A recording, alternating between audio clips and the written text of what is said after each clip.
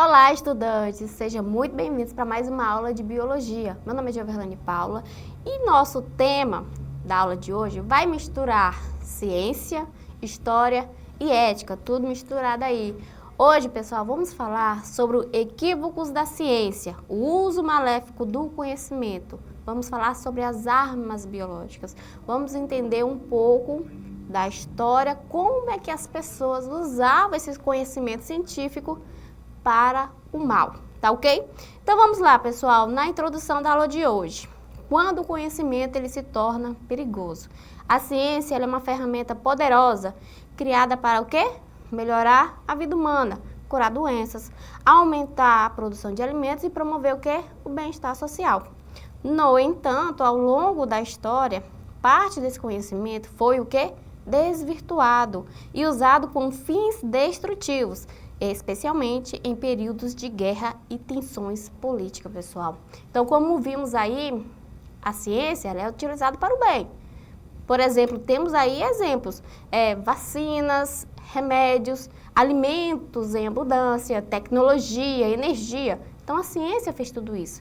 Acontece que algumas pessoas acabaram se apropriando desse conhecimento para o mal, por assim dizer.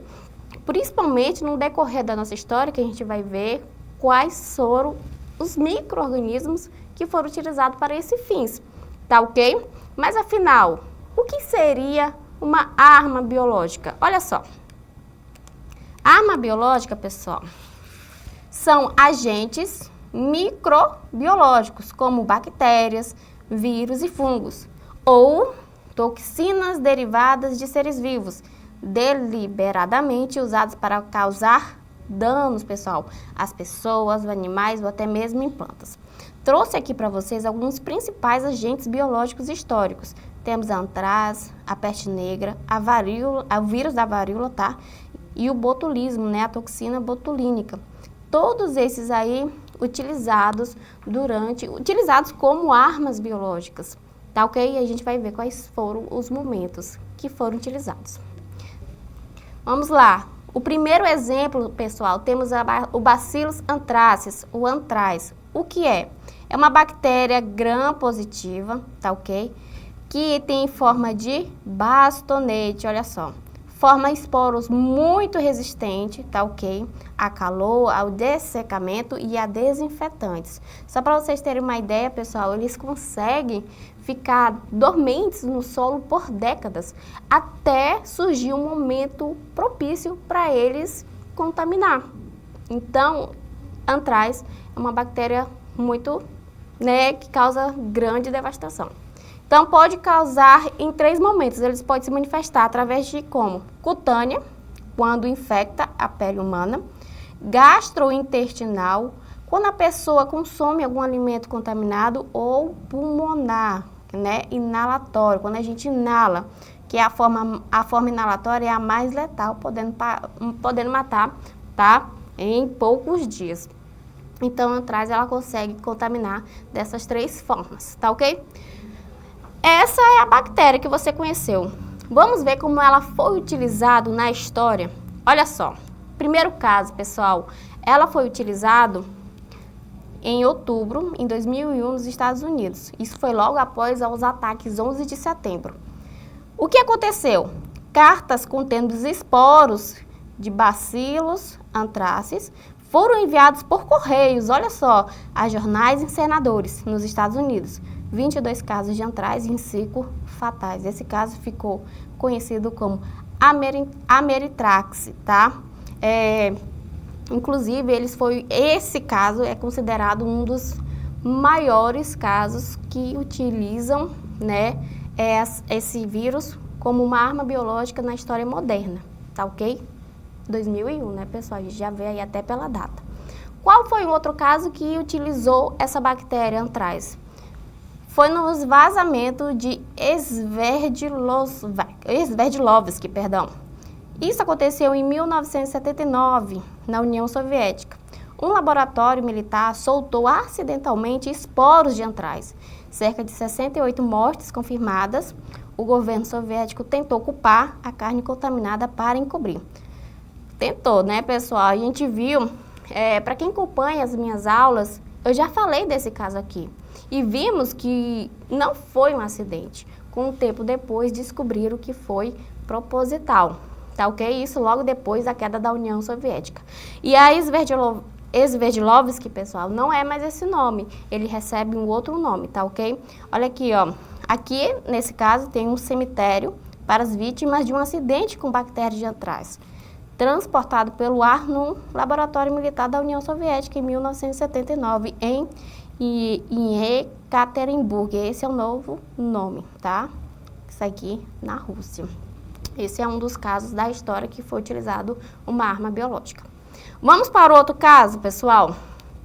Olha só, esse é um outro caso. Esse aqui já é da Idade Média, conhecida como o quê? Peste negra, peste bubônica e peste pneumônica, pessoal, tá? O que é essa bactéria? Isso aqui é uma bactéria gram-negativa, transmitida por pulgas que vivem em roedores ou diretamente por gotículas, no caso da peste pneumônica, ou seja, podem ser infectados através de pulgas, ou uma pessoa que já está infectada, ela transmite de pessoa para pessoa, principalmente quando está nesse caso aqui, ó, pneumônica, tá ok?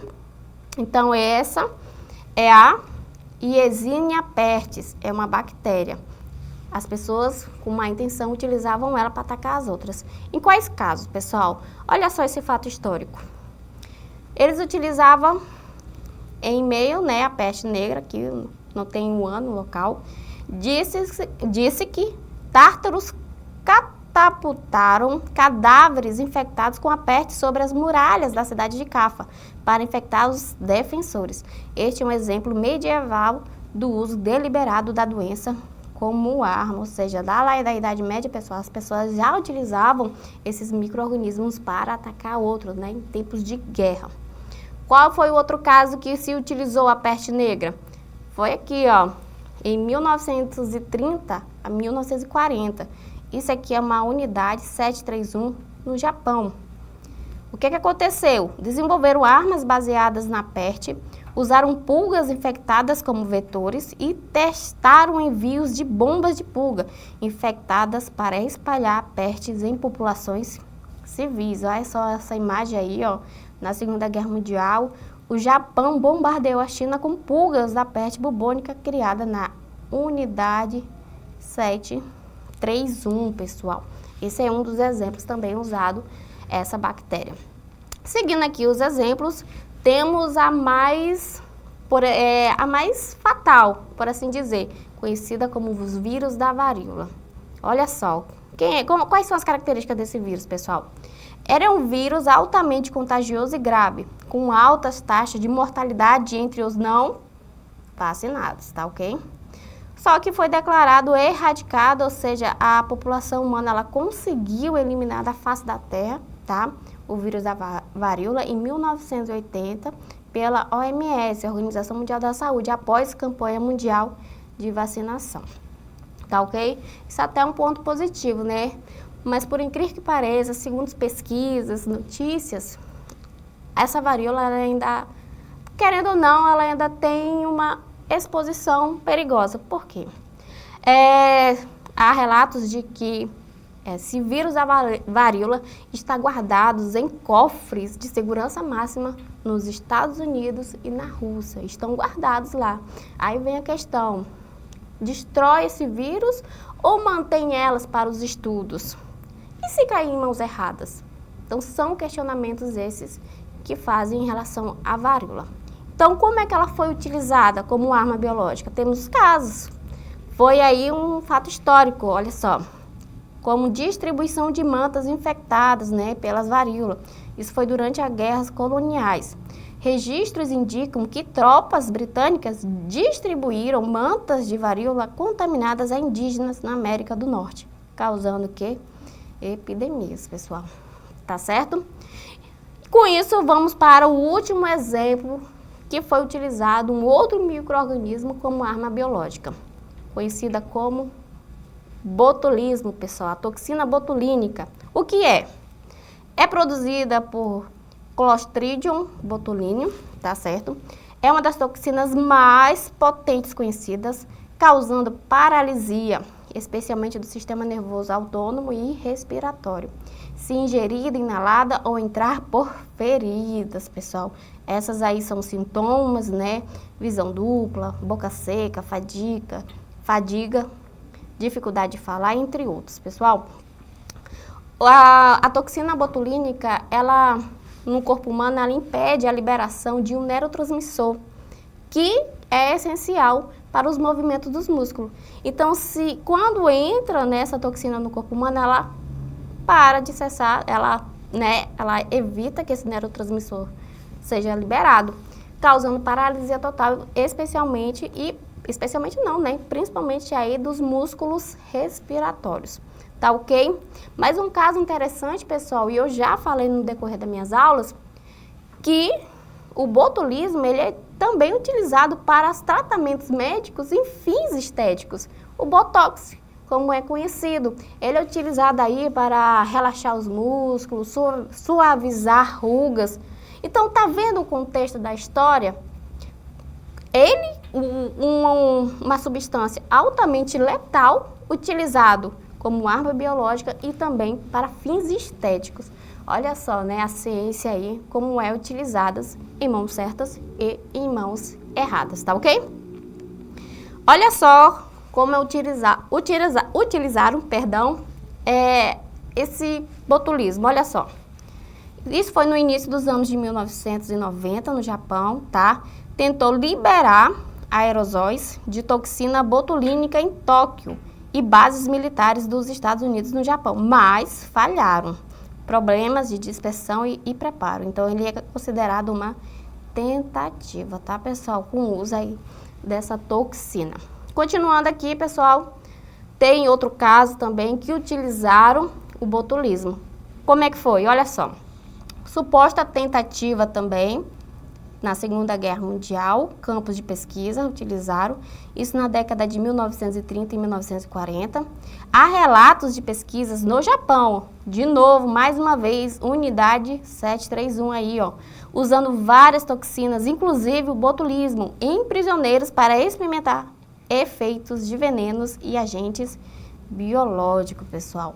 Então, segue aí esses exemplos na história de como esses micro-organismos são utilizados como arma biológica e como é que afeta as pessoas.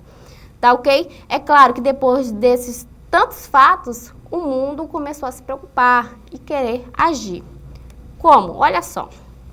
Temos aí um contexto histórico, o medo da guerra invisível, né? Porque a gente não consegue ver, não consegue sentir, não consegue enxergar, até porque ela não deixa marcas, né, de crateras no chão, por assim dizer.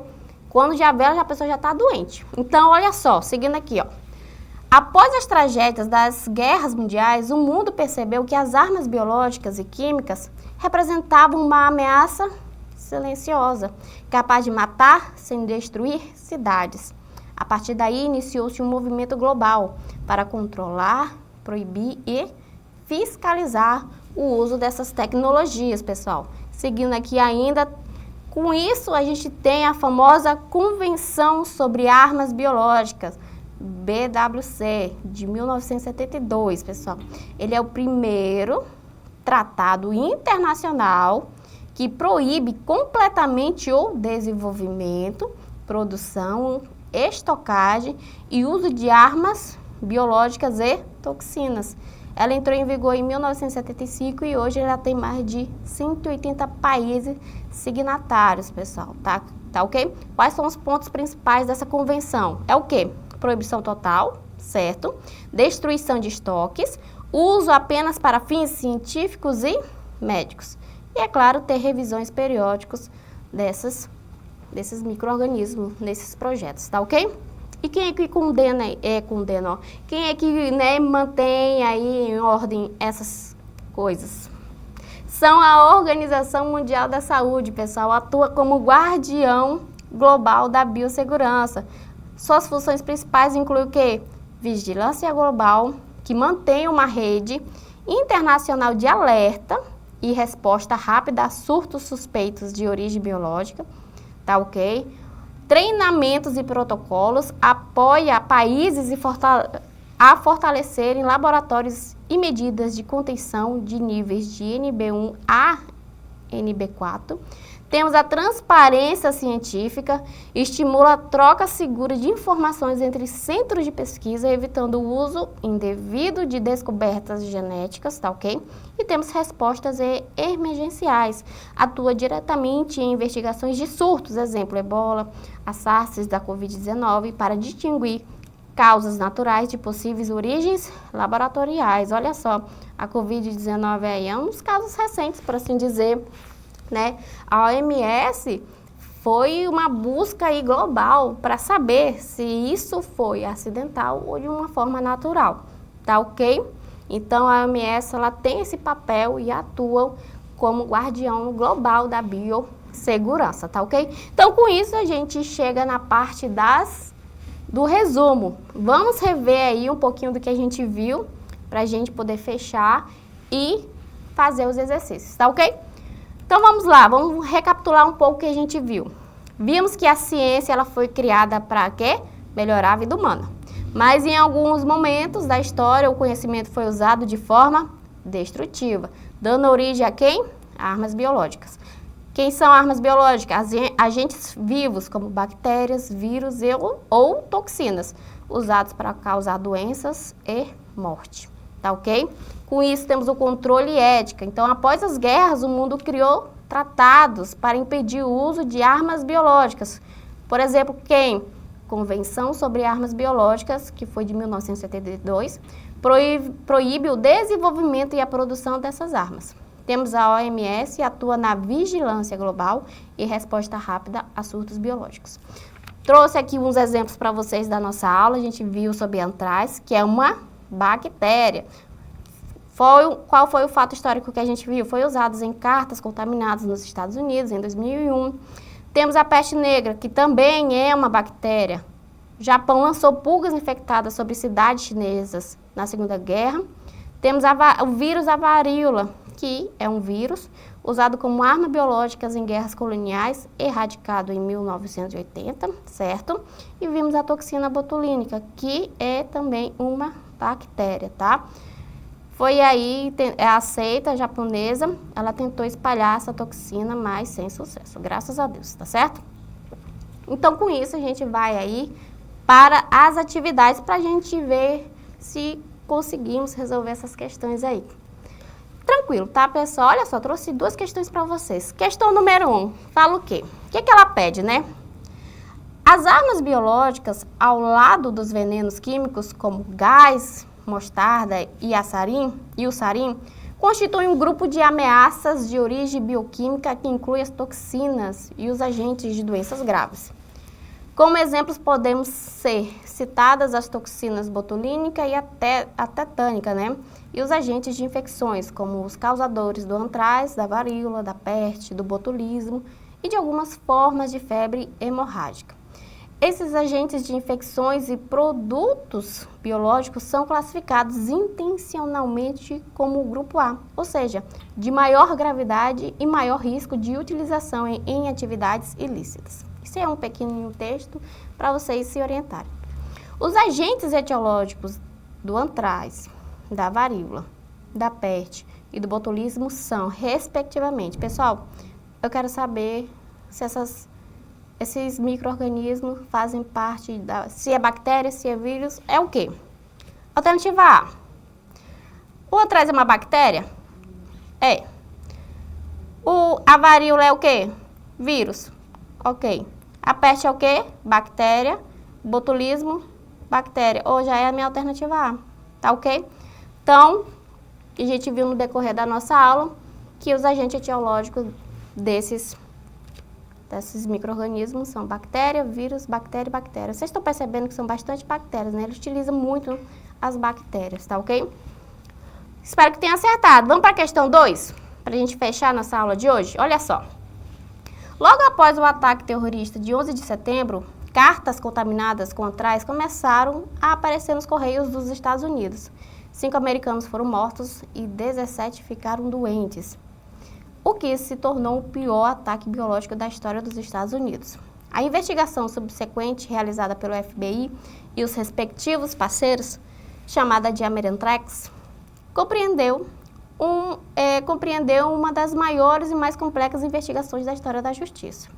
Considerando as informações do texto, pessoal, é correto afirmar que o patógeno causador do antrax é uma bactéria. Aqui está perguntando qual é a característica dessa bactéria, pessoal. Qual é a bactéria? Anthrax. Vamos lá, a gente viu aí na nossa aula. A bactéria é uma gram negativa? Opa, não é não, professor. Eu vi que ela é uma gram positiva, então eu já cancelo essa questão. Gram negativa não é o gram positiva. Vamos ler ela. Essa bactéria é uma gram positiva anaeróbica e em forma de bastonetes. O antrax causado por ingestão de carnes contaminadas ou por exposição a carcaças, pele, lãs e pelos contaminados é a forma clínica mais incomum? Vamos ler as outras.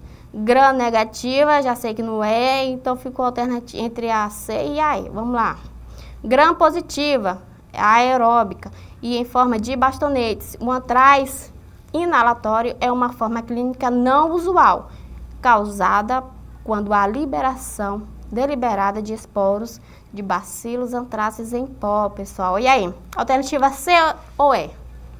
Alternativa E, né, pessoal? A nossa resposta certa. E essas aí as características da bactéria anthracis. Tá ok? Espero que vocês tenham acertado as questões. Se tem alguma dúvida, volte à aula, reveja alguns pontos, faça pesquisa que tudo dá certo, tá, pessoal? Então a gente se vê na próxima aula e tchau, tchau.